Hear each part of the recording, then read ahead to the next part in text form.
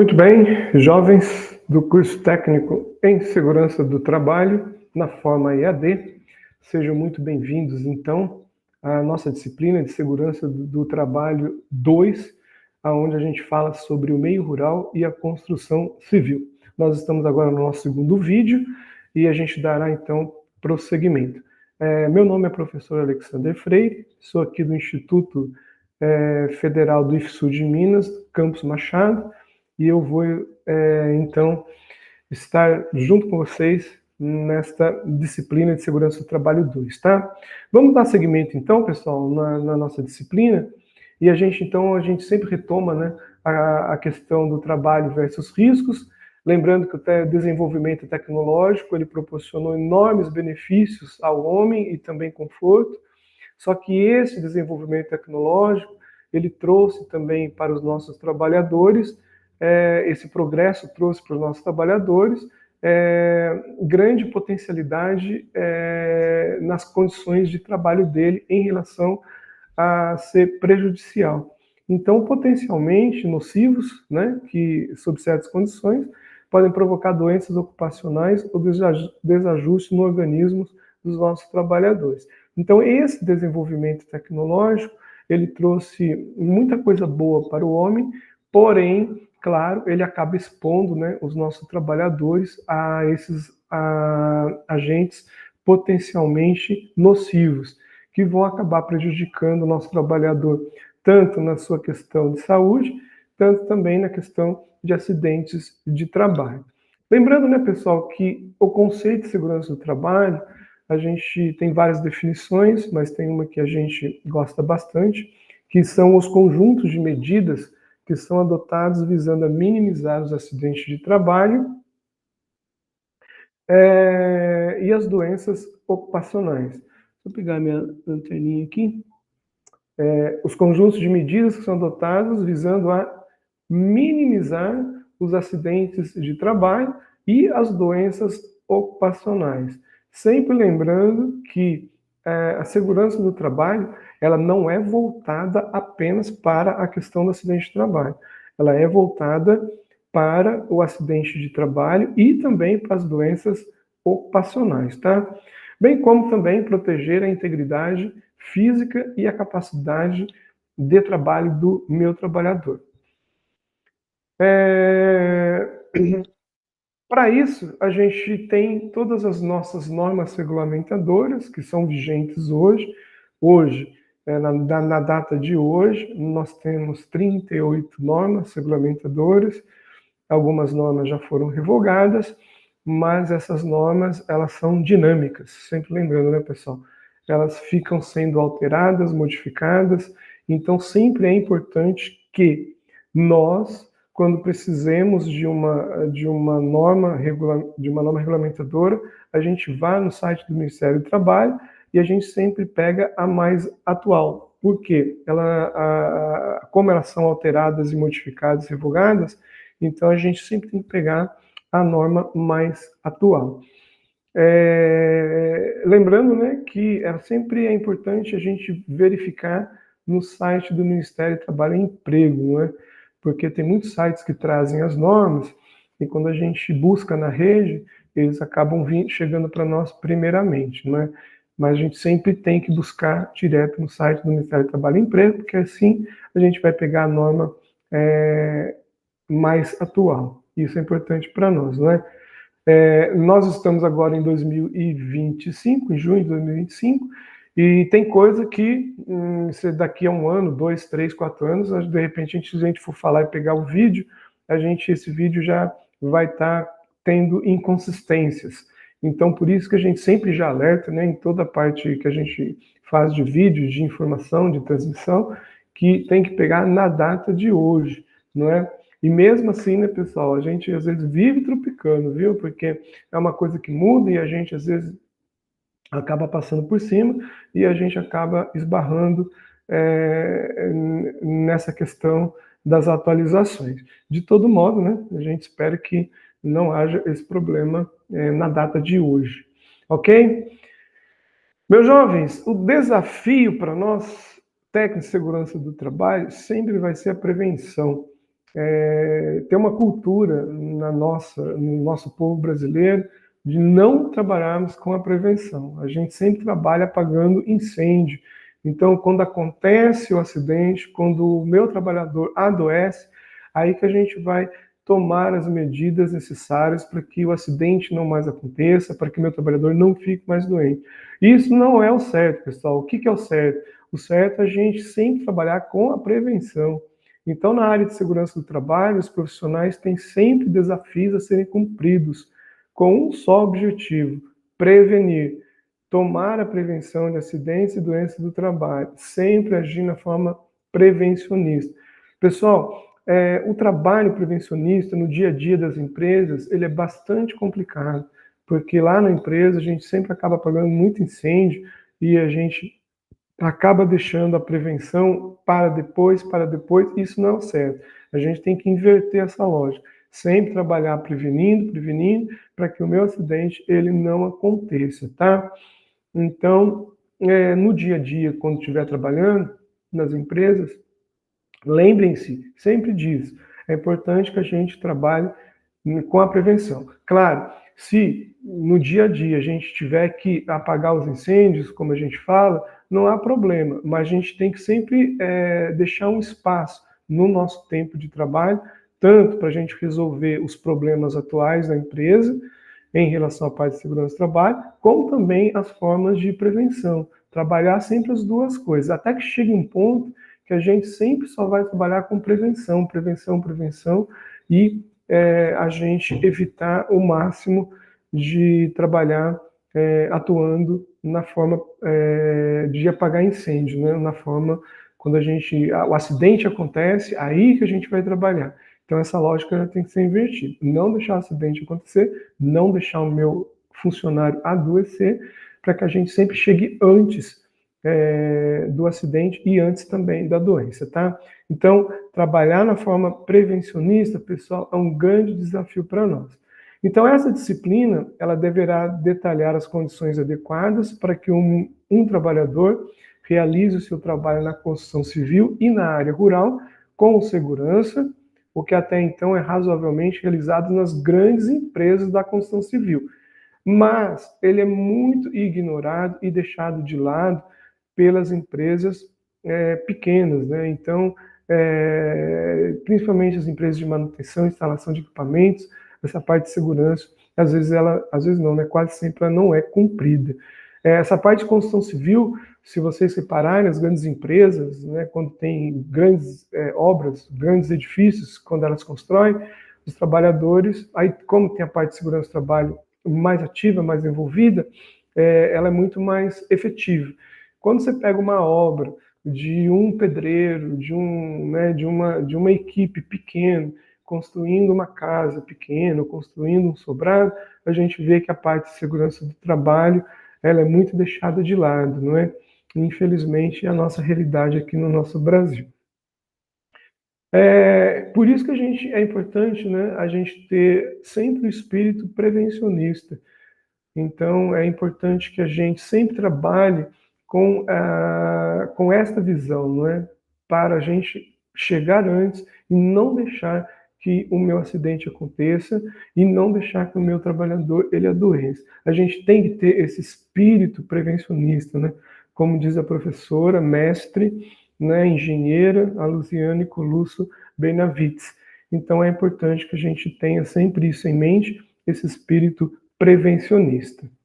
A área da construção civil, pessoal, ela abrange todas as atividades de produção de obras, tá? Estão incluídas nessa área as atividades referentes às funções de planejamento e projeto, execução e manutenção e restauração de obras em diferentes segmentos, tais como estradas, edifícios, portos, aeroportos, túneis, canais de navegação, instalações prediais, obras de saneamento, de fundações e de terra em geral, e estando excluídas atividades relacionadas às operações, tais como a operação e o gerenciamento de sistemas de transporte, a operação de estações de tratamento de água, de barragem e etc. Então, a construção civil ela é muito ampla e abrange diversos segmentos para nós, não é? A área da construção civil, ela tem várias interfaces ou interfaces com diversas outras áreas, com diversos outros profissionais, não é? Então sempre está eles estão todo mundo trabalhando em conjunto. Então vai trabalhar sempre com a área de transportes, a geomática, mineração, a parte de química, meio ambiente, agropecuária, artes, design, saúde, informática e comércio. Então ela tem essa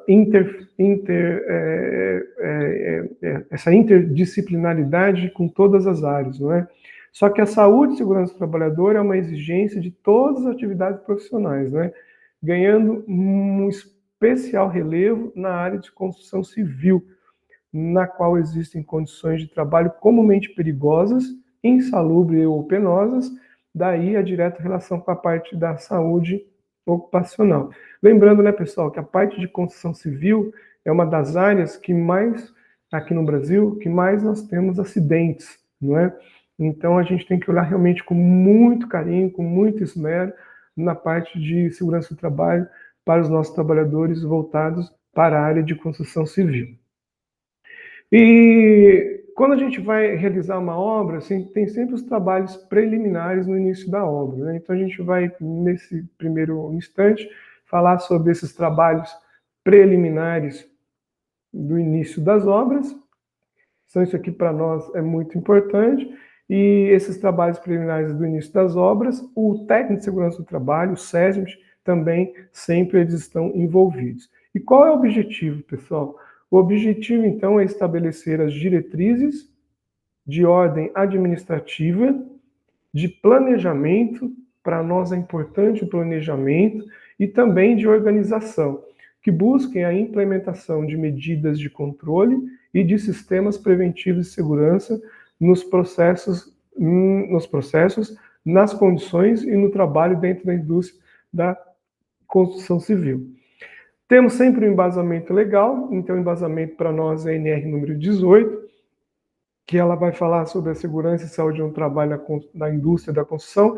É uma NR, pessoal, deixa eu botar aqui, é uma NR que ela teve uma atualização muito recente, eles modificaram bastante a NR 18 nos últimos tempos, então ela teve muitas mudanças, tá? Pessoal, meus alunos, não tem como não ler a NR18 na íntegra, tá?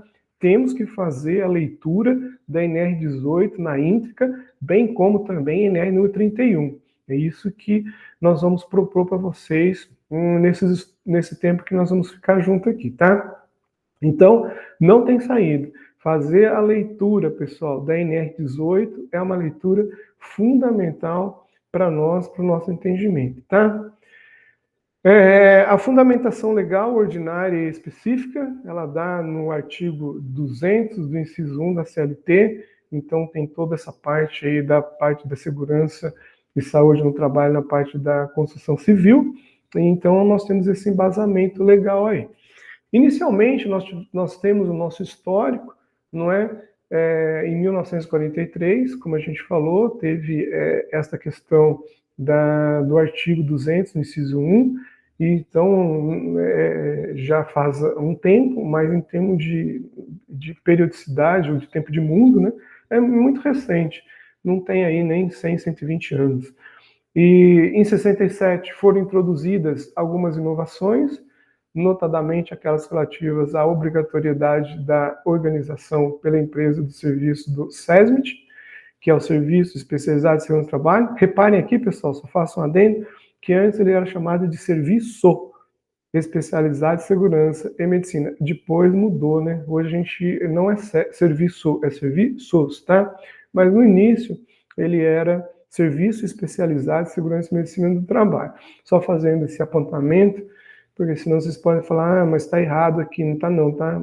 Antigamente era assim. Na área de construção civil, pessoal, destacam-se as portarias publicadas em 62 e 72, que aprovam as normas de segurança do trabalho nas atividades de construção civil. Depois tivemos em 78 as nossas normas regulamentadoras, incluindo a NR18, obras de construção, demolição e reparo, e também, né, a Comissão da Indústria de Construção Civil, constituída de cerca de 25 profissionais da área de segurança do trabalho, também as delegacias regionais de trabalhos e também a Fundacentro. Então, essa comissão, elas realizaram várias reuniões para analisar as sugestões e contribuições recebidas para a gente poder melhorar toda essa parte de segurança na área de construção civil. Foram recebidas, então, mais de 3.000 sugestões. Depois, né, eles pegaram essas sugestões e foram trabalhando uma a uma nesse grupo tripartite, né, e também paritário, para depois eles fazerem todas as melhorias e também as mudanças necessárias nessa parte de documentação e exigência para que a gente possa ter um trabalho mais seguro na área de construção civil. E, obrigatoriamente, né, foi incluída o PCMAT, não é? E hoje, como a gente já falou, o PCMAT ele não é mais exigido, porque entrou no lugar dele o programa de gerenciamento de risco, mas o PCMAT, então, era uma obrigatoriedade, não é? E hoje já não é mais. Também teve a estruturação de áreas de vivência em canteiros de obras, definindo os parâmetros mínimos sobre instalações sanitárias, vestiários, alojamentos, locais para refeições e cozinha, lavanderias e áreas de lazer. Então, todos os trabalhadores devem receber treinamento admissional e periódico. Olha outra coisa que eles incluíram também. Todos os trabalhadores que trabalham na parte de construção civil, eles tinham que ter treinamento admissional quando eles estão entrando no trabalho e também periódico, né? Com o objetivo que as atividades fossem executadas com segurança.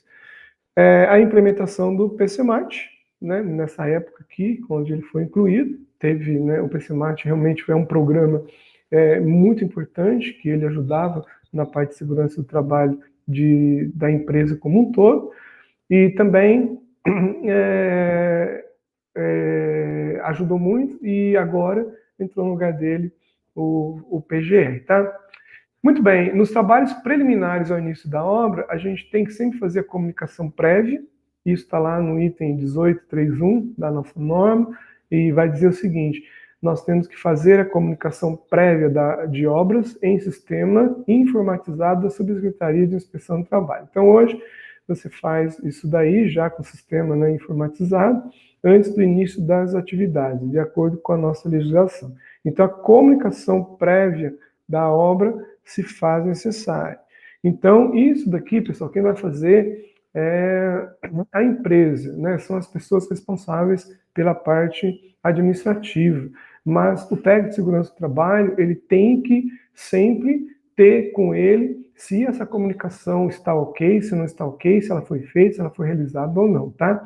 Então, é uma preocupação que nós, da segurança do trabalho, a gente tem que ter para a gente saber, né, se o pessoal já está informado. Mas isso aqui já é de praxe, as empresas já fazem a comunicação prévia, já é uma parte bastante tranquila.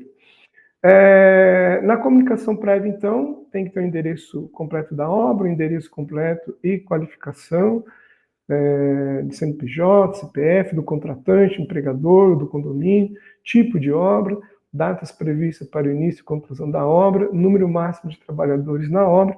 Lembrando, né, que esse número máximo de trabalhadores também envolve, né, os terceirizados, os subcontratados, e assim.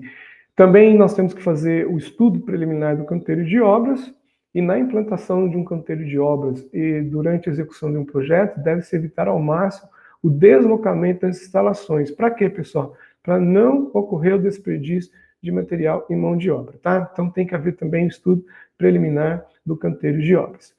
Ok? Pessoal, nós ficamos por aqui no nosso vídeo número 2. Desejo a vocês bons estudos. E já então a gente vai fazer já o vídeo número 3. Vou parar por aqui para não ficar muito longo, para não ficar muito cansativo. E desejo a vocês então bons estudos, tá? Muito obrigado a todos.